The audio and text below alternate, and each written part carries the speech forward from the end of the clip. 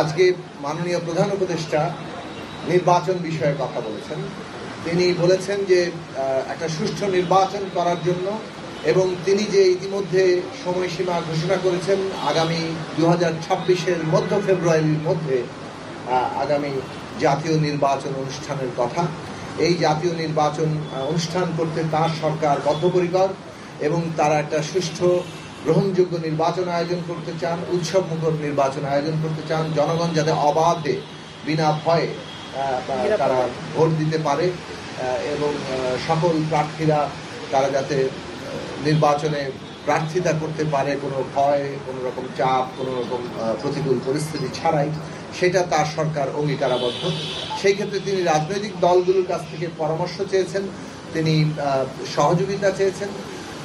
সেই পরিপ্রেক্ষিতে আমরা যেটা বলেছি যে আমরা দুটো বিষয়কে এখন নির্বাচনের ক্ষেত্রে একটা গুরুত্বপূর্ণ বলতে পারেন যে বিষয় যেগুলো আমাদের জন্য সমস্যাজনক হয়ে উঠতে পারে সেই বিষয়ে আমরা চিহ্নিত করেছি। একটা হচ্ছে যে এই সরকারের যে অন্তর্বর্তী সরকার যেভাবে রাষ্ট্র পরিচালনা করছে, রাষ্ট্রীয় প্রতিষ্ঠানগুলো পুনর্গঠনের যে কর্তব্য তাদের সামনে ছিল, সেই পুনর্গঠন যথার্থ হয়নি এবং পুনর্গঠন যথার্থ হয়নি বলেই সারা দেশে আইন শৃঙ্খলা পরিস্থিতি, তারপরে নানাভাবেই যে প্রতিষ্ঠানগুলোর ভূমিকা সেগুলো নানা রকম প্রশ্নের জন্ম দিচ্ছে। যেমন আপনারা জানেন যে নীলফামারীতে একজন শ্রমিক ইতিমধ্যে নিহত হয়েছেন এবং সেখানে একটা বড় আকারের শ্রমিকদের দাবির পরিপ্রেক্ষিতে ব্যাপক এক ধরনের আইন শৃঙ্খলা বাহিনীর তারা সেখানে আক্রমণ করছে। নুরুল হক নূরের ঘটনার উল্লেখ হয়েছে এবং এই সব বিষয়ে রাজনৈতিক মহলে একটা অনিশ্চয়তার জায়গা তৈরি করছে। এখন এই ক্ষেত্রে রাজনৈতিক দলগুলোর মধ্যেও নানা ধরনের বিরোধের জায়গা তৈরি হতে পারে। ফলে আমরা মনে করছি যে পরিবেশের প্রশ্নটি নির্বাচন আয়োজনের ক্ষেত্রে সবচেয়ে গুরুত্বপূর্ণ প্রশ্ন হয়ে উঠবে এবং এটাই একটা বড় বাধা হয়ে উঠতে পারে। ফলে আমরা সরকারের কাছে আহ্বান জানিয়েছি, আমাদের দলের পক্ষ থেকে আমরা যে প্রস্তাবটি তুলেছি সেটা হচ্ছে যে আন্দোলনকারী রাজনৈতিক দলসমূহ, অন্তত পক্ষে যারা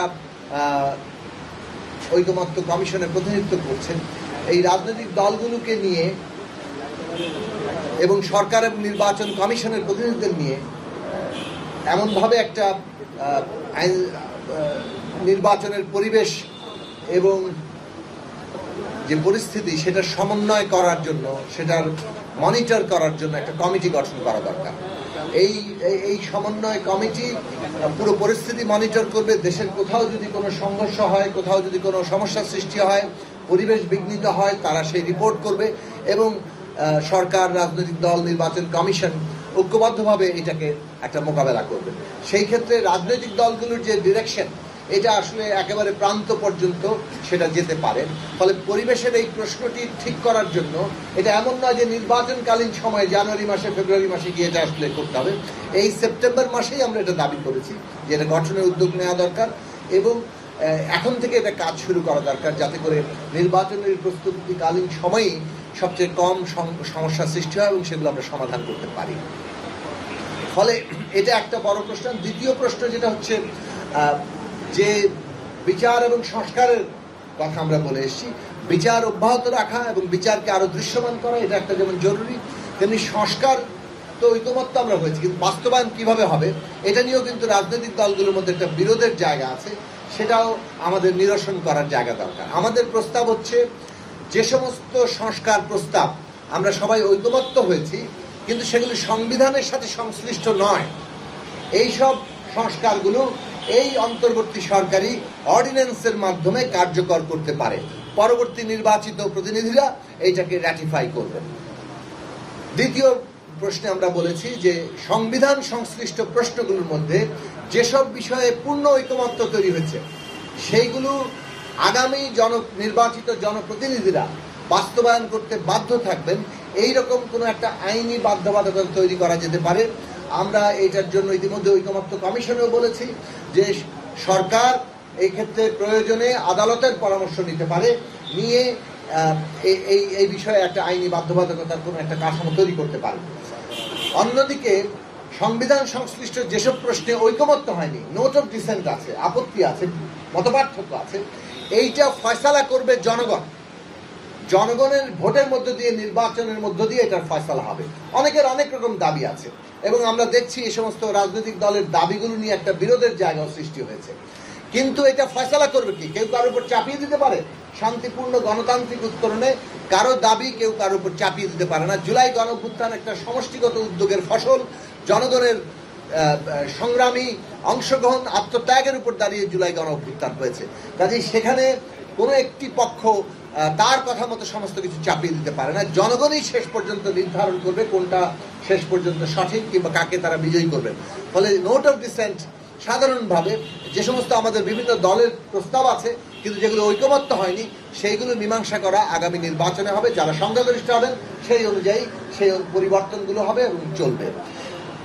এবং আমরা আরেকটি প্রশ্ন বলেছি যে সংস্কার যাই ঘটবে সেটা যাতে টেকসই হয়, কেননা সংবিধানের মৌলিক সংস্কার এটা টেকসই করতে গেলে এটা কেবলমাত্র সংশোধনী দিয়ে হবে না। অন্যদিকে গণপরিষদের দাবি যারা করছেন, এখানে যেহেতু নতুন সংবিধান লেখা নিয়ে কোনো ঐকমত্য হয়নি, সেটাও আসলে খুব এখানে কার্যকর হওয়ার জন্য কোনো বাস্তবতা তৈরি করে না, কোনো ঐকমত্য নাই। সংস্কারই একমাত্র প্রশ্ন যেখানে সকলের ঐকমত্য আছে এবং বিদ্যমান সংবিধানের মৌলিক সংস্কার আমরা করার বিষয়ে অনেকগুলো প্রশ্নে আমরা একমত হয়েছি। এই মৌলিক সংস্কারটা জনগণের অনুমোদন নিয়ে, এখতিয়ার নিয়ে আগামী সংসদ যাতে করে, সেইটার জন্য আগামী সংসদ নির্বাচনের নাম হওয়া উচিত সংবিধান সংস্কার পরিষদের নির্বাচন। এটা একই সাথে সংবিধানের মৌলিক সংস্কারের অনুমোদন পাবে, অন্যদিকে 5 বছর ধরে জাতীয় সংসদ হিসাবে সরকার গঠন এবং রাষ্ট্র পরিচালনার কাজও করবে। এই দুটো বিষয় একসাথে ক্ষমতাপ্রাপ্ত জনগণের কাছ থেকে হয়ে তারা এটা করতে পারে। এই সব প্রশ্নগুলো আমাদের প্রস্তাব যৌক্তিকভাবে আমরা তোলার চেষ্টা করেছি। আমরা চাই এটা ন্যূনতম জাতীয় ঐক্যের মধ্য দিয়ে একটা গণতান্ত্রিক উত্তরণ যাতে আমরা করতে পারি। বিচার সংস্কার নির্বাচন এই গণতান্ত্রিক উত্তরণের জন্য অপরিহার্য। বিচার সংস্কার নির্বাচন এবং নির্ধারিত পথরেখায়, অর্থাৎ সরকার যা যা পথরেখা তৈরি করেছেন সেই পথরেখায় বিচার সংস্কার নির্বাচন মধ্য ফেব্রুয়ারির মধ্যে আগামী 26-এ, এইটা বাংলাদেশের এখন প্রধান জাতীয় স্বার্থ। একে ক্ষতিগ্রস্ত করে এমন যে কোনো তৎপরতা আমাদের জাতীয় স্বার্থের বিরুদ্ধে যাবে। ফলে নির্বাচনকে কোনোভাবে ক্ষতিগ্রস্ত করে এমন কোনো তৎপরতা কোনো পক্ষ করবেন না। রাজনৈতিক দলগুলো এই বিষয়ে সচেতন থাকবেন, সজাগ থাকবেন, কেননা তাদের মধ্যকার বিরোধ এই অবস্থাকে একটা অত্যন্ত খারাপের দিকে নিতে পারে, বড় খাদের দিকে নিতে পারে। আমরা এইসব প্রশ্নগুলো বলেছি। আমরা বলেছি আরও প্রয়োজনীয় পরামর্শ এবং আমাদের প্রস্তাব সুনির্দিষ্ট করে আমরা দেব। মাননীয় প্রধান উপদেষ্টা বলেছেন আজকের বৈঠক কেবল শুরু মাত্র, তারা আরও বসবেন এবং আমরা তখন এই আলোচনাগুলো করতে পারবো। আমরা বলেছি রাজনৈতিক দলগুলোর মধ্যে আলাদা আলাদা এভাবে না বসে একসাথে বসার জন্য কোনো রকম শ্রেণী বিভাগ করা, কে বড় ছোট কিংবা কাউকে দাওয়াত করা কাউকে দাওয়াত না করা, এইসব প্রশ্নগুলো অন্তর্বর্তী সরকারের পক্ষপাতমূলক আচরণ হিসেবেই গৃহীত হবে। কাজেই কোনো রকম পক্ষপাতমূলক আচরণ যাতে অন্তর্বর্তী সরকার না করে তার জন্য আমরা তাদেরকে অনুরোধ করেছি। ধন্যবাদ। সংবিধান পরিবর্তন, সংবিধান হচ্ছে আমাদের একটা গণতান্ত্রিক রাষ্ট্রের ভিত্তি। জনগণের ইচ্ছা এবং অভিপ্রায়ের প্রকাশ হিসেবে সংবিধান কিভাবে রাষ্ট্রটা পরিচালিত হবে তার মূল কথাগুলো সেখানে থাকে, সেটা মৌলিক আইন কিংবা সর্বোচ্চ আইন। এখন এই সংবিধানের মধ্যে বলা আছে আমরা একটা প্রতিনিধিত্বমূলক গণতান্ত্রিক ব্যবস্থা, জনগণের প্রতিনিধি নির্বাচনের মধ্য দিয়েই আসলে এখানে একটা পার্লামেন্ট গঠিত হচ্ছে। ফলে জনগণের যে সার্বভৌম ক্ষমতা সেটা পার্লামেন্টের মধ্য দিয়ে প্রযুক্ত হচ্ছে, তার প্রতিনিধিদের মধ্য দিয়ে প্রযুক্ত হচ্ছে। এই ক্ষেত্রে এই আধুনিক প্রতিনিধিত্বশীল গণতান্ত্রিক ব্যবস্থার বৈশিষ্ট্য হচ্ছে জনগণের ইচ্ছা এবং অভিপ্রায়ের প্রকাশ এই তার নির্বাচিত প্রতিনিধিদের মধ্য দিয়েই হবে। ফলে পার্লামেন্ট গঠন ছাড়া তার ইচ্ছা এবং অভিপ্রায়ের প্রকাশটা আসলে অন্য কোনোভাবে করা যায় না। হ্যাঁ, বিপ্লবের মধ্যে দিয়ে হতে পারে, কিন্তু তখন একটা পার্লামেন্ট লাগে। নির্বাচন ছাড়া কোনো বিপ্লবী দেশও, বিপ্লবী পরিবর্তনও আসলে শেষ পর্যন্ত সংবিধান কিংবা ইত্যাদি গঠন করতে পারেনি। ফলে গণভোটই করেন আর যে কিছুই করেন, কিন্তু অর্ডিন্যান্সও করে, তাহলে এই সব কিছুই কিন্তু শেষ পর্যন্ত আমাদেরকে পার্লামেন্টে র্যাটিফাই করতে হবে। সুতরাং একটা পার্লামেন্ট ছাড়া কোনোভাবেই আমরা সংবিধানের এই মৌলিক সংস্কারকে শেষ পর্যন্ত চূড়ান্ত কিংবা সম্পন্ন করতে পারবো না। অতএব আমাদের দলের দিক থেকে আমরা মনে করি যে একটা সংবিধান সংস্কার পরিষদের নির্বাচনই বাংলাদেশের এই সাংবিধানিক মৌলিক পরিবর্তন জনগণের আশাকাঙ্ক্ষার প্রকৃত রূপায়ণ ঘটাতে পারে। ওরা দেখুন, রাজনৈতিক দল সম্পর্কে আমরা আমাদের পরিষ্কার কথা বলেছি, আওয়ামী লীগ কিংবা যে কোনো তার সহযোগী দল সম্পর্কে যাদের বিরুদ্ধে অপরাধের সুনির্দিষ্ট অভিযোগ আছে তারা বিচারে আওতায় আসতে হবে। দল হিসেবে আওয়ামী লীগ সহ কোনো দলের দায় কতটুকু সেটাও বিচারিক প্রক্রিয়ার মধ্যে দিয়ে সম্পন্ন হতে হবে। আপনাদের সবাইকে ধন্যবাদ।